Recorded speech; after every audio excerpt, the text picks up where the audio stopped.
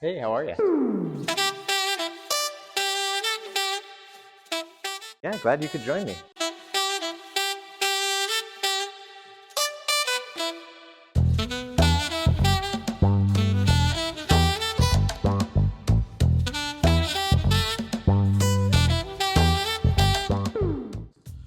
Well, it was actually a print that we had in our permanent collection, and that work is not in this exhibition, but the imagery is very similar to one of the first works that you encounter in the exhibition, which is this wonderful piece, Two Sisters and the Horned Serpent from 2019.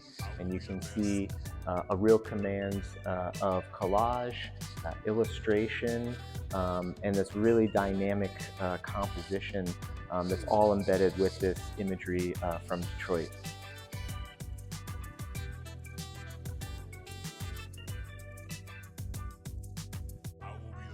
Wow, tough challenge. Vibrant, nuanced, epic.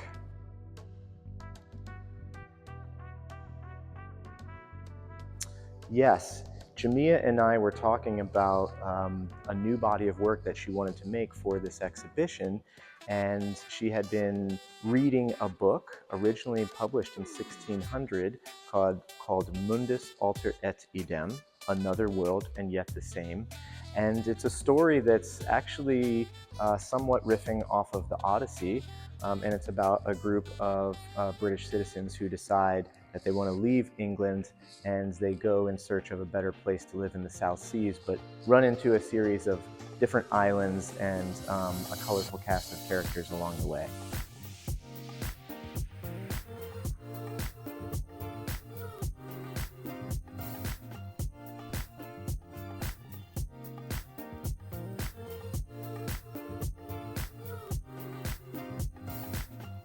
Oh, absolutely. I mean, so much of the artwork in this exhibition is based on her personal experience. And I think this work over here, honestly, is a good representation of that. Um, this is from a body of work that the artist titled Prom Night. Here we have Seated Girl on Serpent Throne with stink pink gaiters. And this comes out of Jamea's own memory of prom night in Detroit.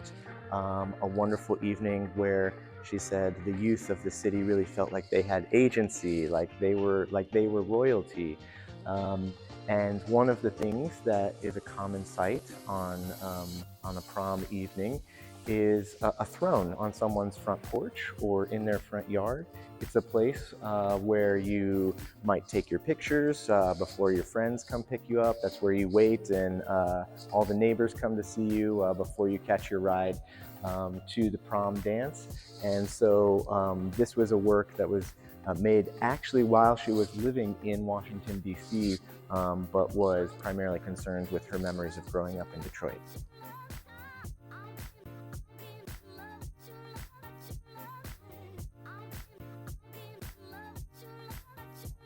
I think that, especially with the new body of work, Jamea is really thinking about the concept of the heroic journey, of the epic voyage. And what I find interesting is that she's painting these incredible, complex, epic narratives that on first glance might be based in fantasy or science fiction, but a lot of times she brings it back to her own everyday experience and talking about how can we all become the heroes of our own personal journeys, of our own life story.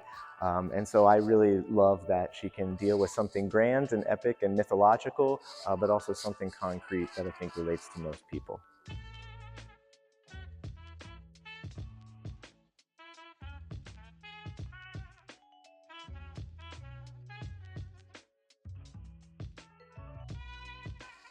Yeah, it's a real focus in her work, this idea of connecting with ancestors, this idea of being able to talk about her history, especially on the familial side, as you said, past, present, and future. And so I love this new piece that's called The Mothership Has Arrived. This is a moment in the new body of work where a group of Detroiters who have been sailing to Antarctica to found their own utopian colony finally arrive at the continent. And here on this vibrant yellow ship, you see the name Gloria, and that was the artist's maternal grandmother, someone who was very creative and that maybe didn't get to be an artist the way that Jamea did, but is a main source of, or a big source of influence and inspiration for the artist. So she has someone like her grandmother referenced there. In the middle, one of the most prominent figures, this is a portrait of this fantastic bass player and is actually modeled after the artist's oldest son, Jeremiah, who in real life is a bass player. And you see her include other younger members of her family. And she's thinking about specifically this relationship right here between a father and a son, and talking about handing down knowledge from one generation to another. And so she is constantly thinking, like I said, especially through her own family, about how she bridges these different generations. And I love this metaphor of getting them all together here, gathered on one boat, united in a common voyage.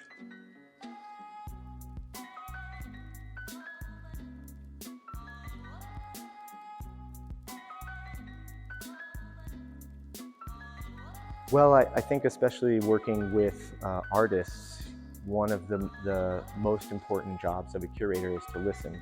And Jamea told me she was going to make this new body of work, and it was going to be very complex, and there were going to be multiple layers and multiple different points of inspiration embedded within them. And so my ability to understand and then communicate to an audience, whether it's our students here at Hamilton, or a K through 12 group, or a group of teachers that are coming in, my job is to be able to explain this art in a way that's relatable. That means that I have to spend a lot of hours with Jamea listening to her talk about the work. And one of the things, sort of long way of answering your question, that I think I enjoyed learning from her is that the artist sometimes is also learning about the work as they're making it. And I think a lot of times we assume that artists have everything worked out in their head or in the sketchbook ahead of time, but Jamea is really guided by intuition, and so as she's making the pieces, she's learning what they're about, and my ability to just be along on that ride with her has been so gratifying.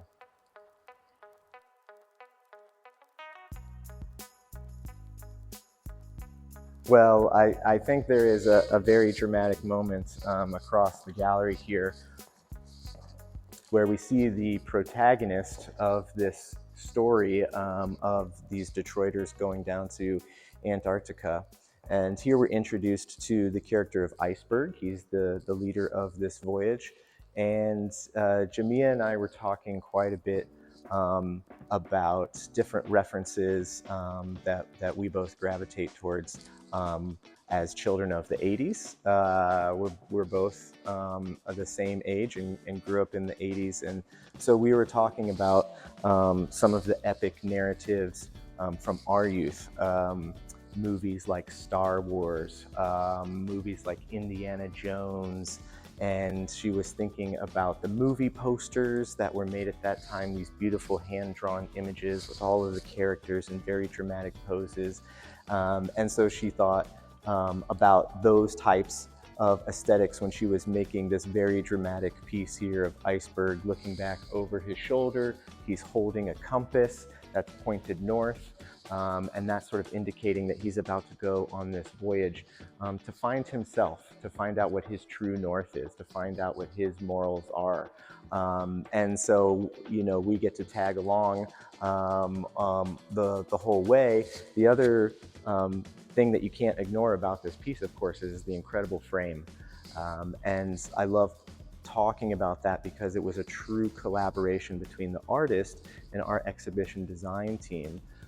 So Jamea had an idea for these frames that are based on ancient Egyptian aesthetics, and was able to translate her ideas into some some sketches and some ideas that then our exhibition team took and ran with and created the custom frames for her.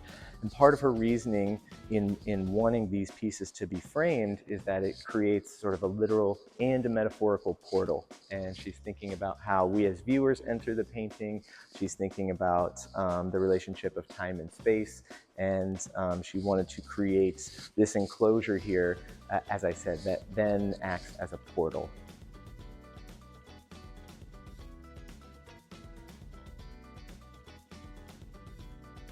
Wow. Well, I have to say, it's always really different to see works of art in the studio versus when they come here. And there's always a little bit of a surprise, I think, because you can put things into AutoCAD or SketchUp files or some sort of software and try and map it out, but it's never the same as when it's actually, right in front of you in real life. But I think what I have to point out is this incredible pyramid that's over here in the corner, because this was, again, a collaboration between the artist and our exhibition design team. And it was something that I was very excited about and supporting, but I couldn't quite understand it and understand how it was going to function in my own mind. And then when we had a wonderful alum of Hamilton College, Duncan Davies, class of 2021, come and program the lighting, these LED strips that are embedded within the skin of the pyramid surface, then it came to life. And then I understood what everybody had been imagining. And that was a wonderful moment.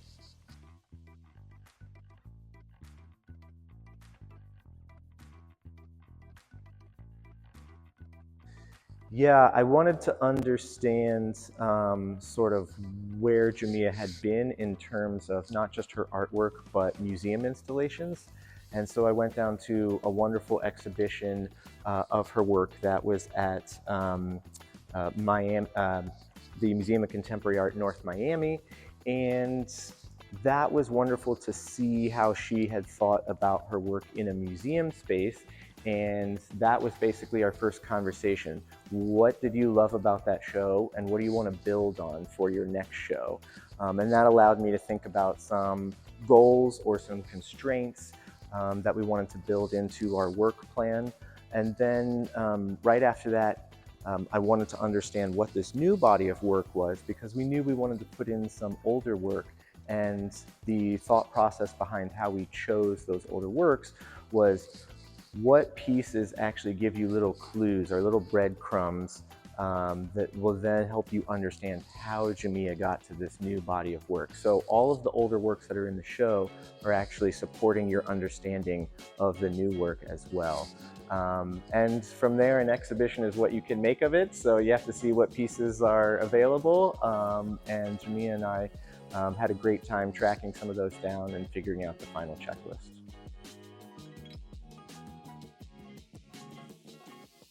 Yes, we started talking to Jamea about this idea in 2022. So here we are 3 years later, and it's always down to the last minute to get it across the finish line. But it's been wonderful seeing her really take advantage of this opportunity and make so much new work, and really try and make the most of this experience. So in some ways it's been a long time, and in some ways 3 years goes very fast.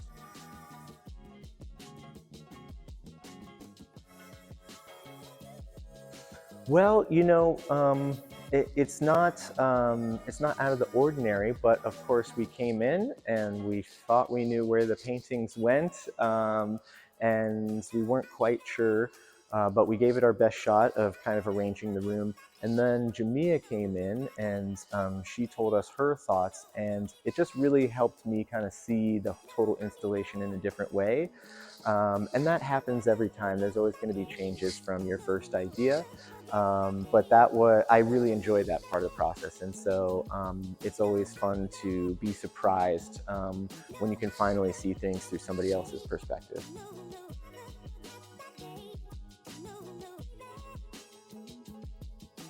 Yeah, so she made 6 brand new paintings as well as a new video art piece. So half the gallery is actually filled with brand new works, and then you have slightly more than that. You have, I think, 9 pieces that are older. But the other thing about this new work is its scale, and so it's one thing to say she made 6 new paintings, but when a lot of them are 8 feet tall, when one of them is over 20 feet long, then that means something a little different. So it wasn't just the quantity, but sort of the scale at which she was working that really was a delightful surprise for all of us.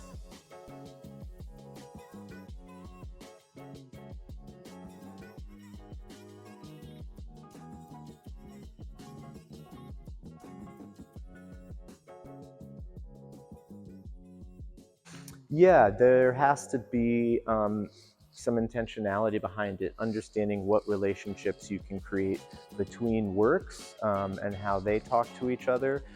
Trying to put yourself in the shoes of a visitor who may not be familiar with Jamea's work. How are they going to encounter the works in which order, and how will that affect their overall understanding and interpretation of the exhibition?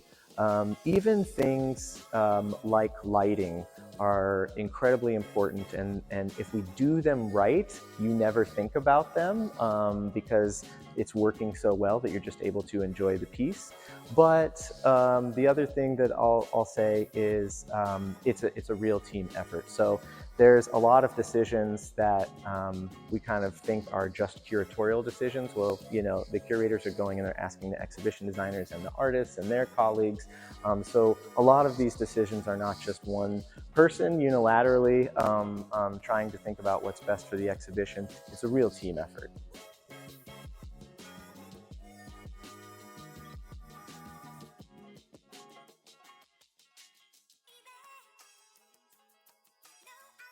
Oh, Detroit, Michigan. She is a proud graduate of Howard University.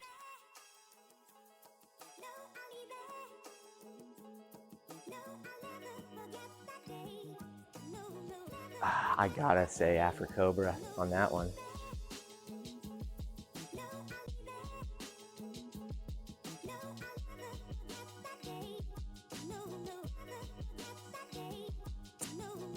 It oh, this almost feels like a trick question. I'm gonna say jewelry.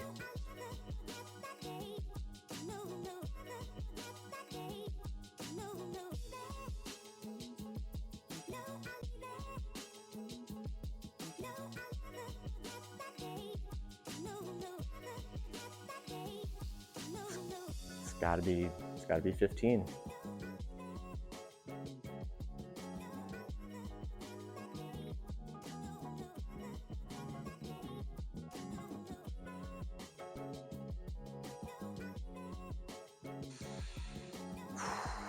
Well, we really do try and think about how the exhibitions can build empathy in our visitors, to think about the issues that the artist is talking about. So I hope we build some empathy in people, but I really hope that, that other people feel hopeful when they leave this exhibition. I think a lot of people are going to get a lot out of this work, and I'd like to think that they can leave a little hopeful after seeing it.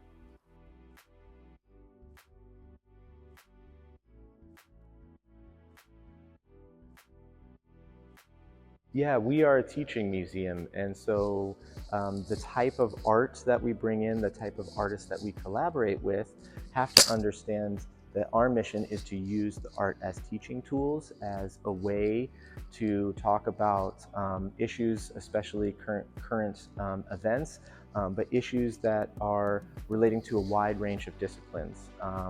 We talk to not just art and art history students, but we also talk to sociology students, and we talk to biology students, and we talk to religious studies students. And so I like thinking about the works that we have in the exhibition and how many different types of disciplines could come in and use that same work but in a different way to learn about something that they're also talking about in their course.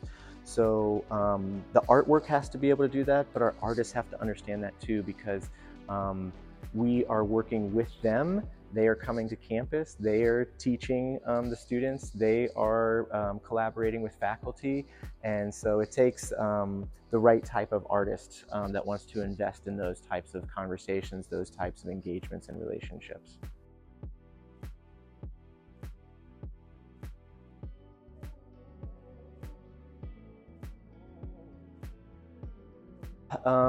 Yeah, again, I think it goes back to listening. If you're going to be able to successfully work with artists, you have to be a great listener. So go see as much art as you can, but listen to artists. Go to their talks. Look up the recorded interviews that they've given. Read the interviews that have been published. That will tell you so much more about an artist and their work than just going to the gallery show. You really need to understand what they've said, and that'll tell you whether or not that's an artist whose work you're interested in.